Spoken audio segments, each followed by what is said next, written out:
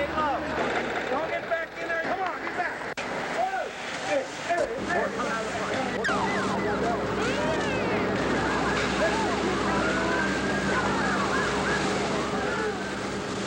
When did I call the police? The alarm company called the police first. Before or after 9 p.m. when they went out on strike? Ma'am, I don't even know. Oh. The stage was set. A bad omen. An East Side businessman blaming striking police for not catching 2 burglars who he claims torched his inventory. 4 firefighters were injured just hours before they were set to join the picket line. Like somebody was waiting for us to do something and then they could do something. The timing was lost on no one. Braced for more hot times ahead, city officials stopped bargaining with police and raced to the scene. Oh, no, that didn't blow out, Mayor. That didn't blow out.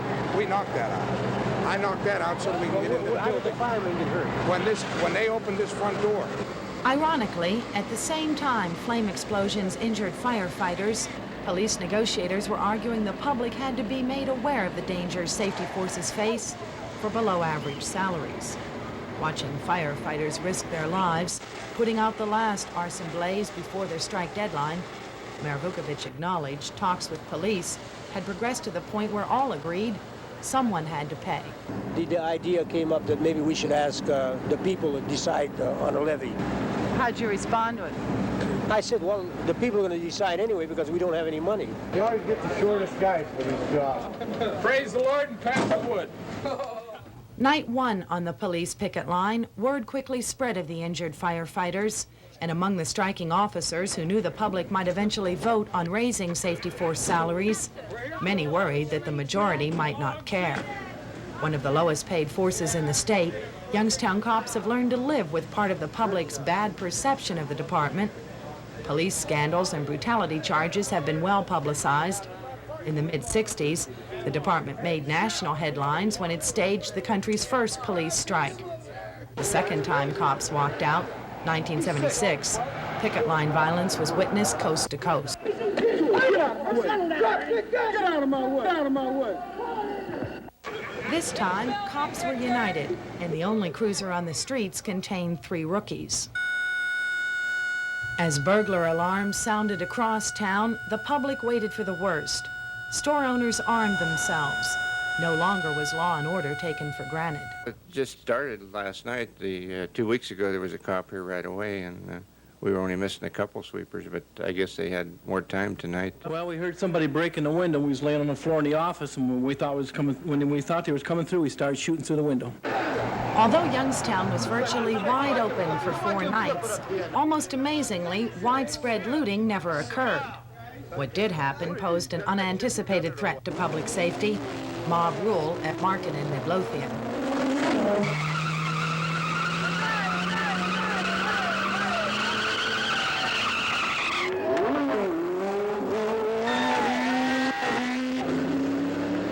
Here comes YPD now. We're right there.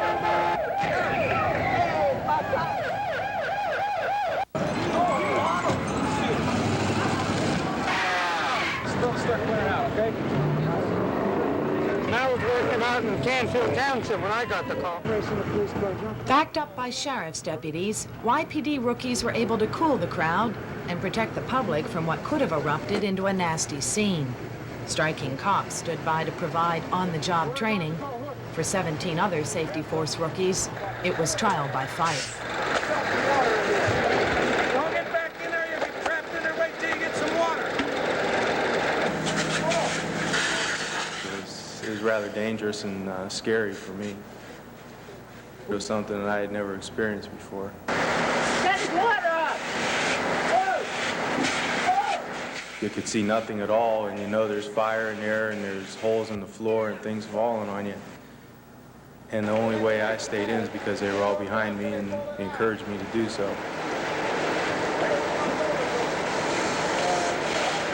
What kept you going? Well, mostly our leader, Chief, good Chief. As long as we had a chief, we had firefighters. Hey, what's that? Tell me you want to do. Now with your hands, The chief was the catalyst in the whole thing. He did a fantastic job. The way I looked at it, all the pressure and the much time he spent up, if he could do it, we could all do it, and we did it. And you still want to be a firefighter? I love it. You got the regulator on? No, it's on. My brother was a probationary rookie in '76, and he was out working when they were on strike. My father was the only firefighter when he was chief in '78 when they were on strike, and it was my turn in '80.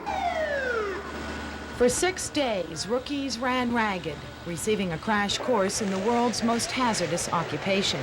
When the strike finally ended, part of the public had also learned a lesson. I have a business across the street, and I can't have them go out again.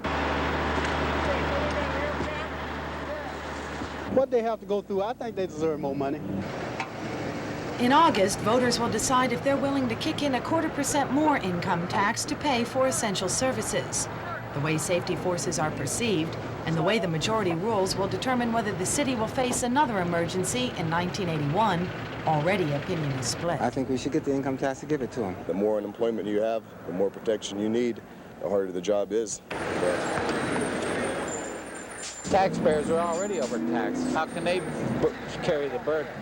They're always raising taxes and everything else for all of this stuff. Where's all this money going to?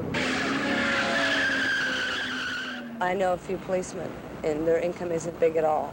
They could use a raise. I have a few policemen on my route, and I said I would vote for it because I think we need, well, you can see what happened. Not unlike a problem, once spotted, fire burns only if we let it.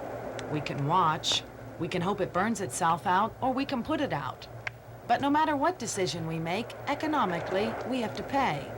Individually, as taxpayers, or as a community struggling to rebuild. Come back. Now cut it.